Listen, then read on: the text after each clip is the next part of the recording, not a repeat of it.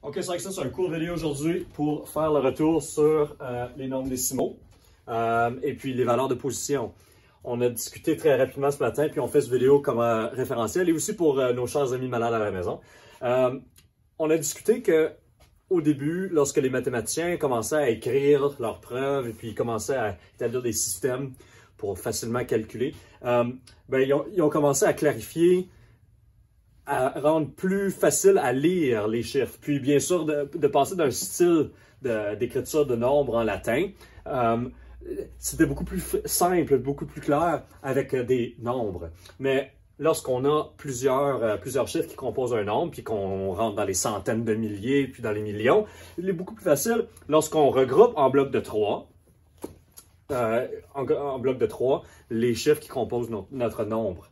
Et puis, bien sûr, nous, au Canada, les francophones, notre système a évolué en Italie, en France. Et puis maintenant, au Canada, les francophones, on utilise les espaces entre les groupes, entre les centaines, entre les milliers, entre les millions. Et puis, on utilise la virgule pour marquer les nombres décimaux. Les États-Unis, les anglophones, même au Canada, utilisent, au lieu des espaces, utilisent des virgules pour séparer les centaines, les milliers, les millions, et utilisent le point pour séparer les nombres décimaux. Les deux systèmes sont également importants et sont également bons. Peut-être dans le futur, il va y avoir quelque chose de commun, mais pour l'instant, c'est ce qui arrive. Si on regarde les valeurs de position maintenant, on va se transporter vers ici. Bien, on a identifié certaines valeurs. Puis là, juste comme ça, ça devrait être assez. On sait bien sûr qu'ici, on utilise l'espace pour délimiter les centaines et les milliers, puis la virgule pour montrer les nombres décimaux.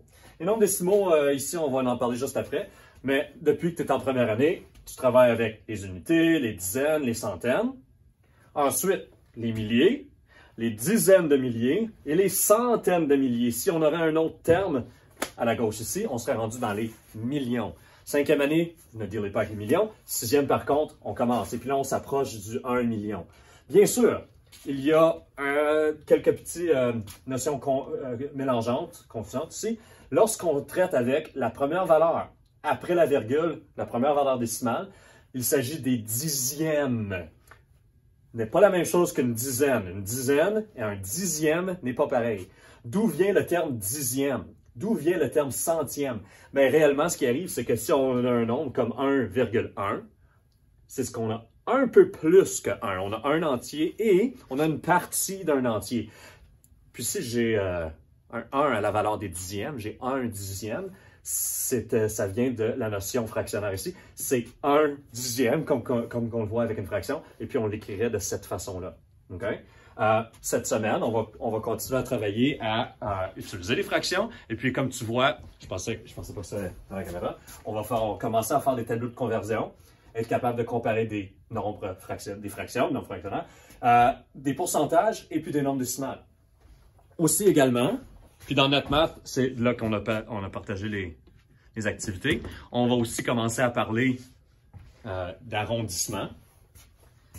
Par exemple, si on a un nombre comme 18 et on dit est-ce que tu peux arrondir à la dizaine près? Bien, 18 se retrouve entre 10 et 20. Ce sont les deux dizaines.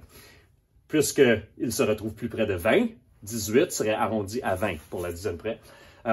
15 serait arrondi à 20 également lorsqu'il se retrouve au centre. On utilise toujours la valeur suivante. Si on a un terme comme 250 et on dit est-ce que tu peux arrondir à la dizaine près? Bien, 250 demeurerait 250.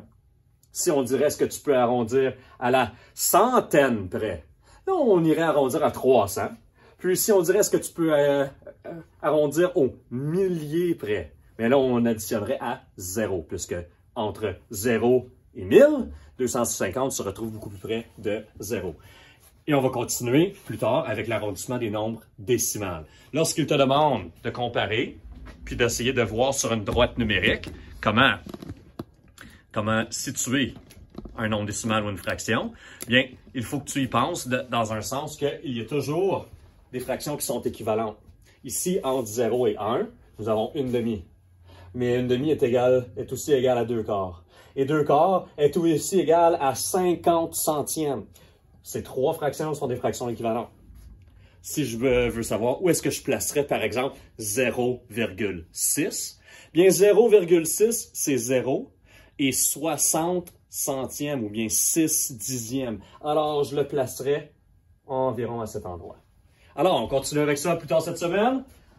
Les amis qui sont malades, on a bien hâte de vous revoir.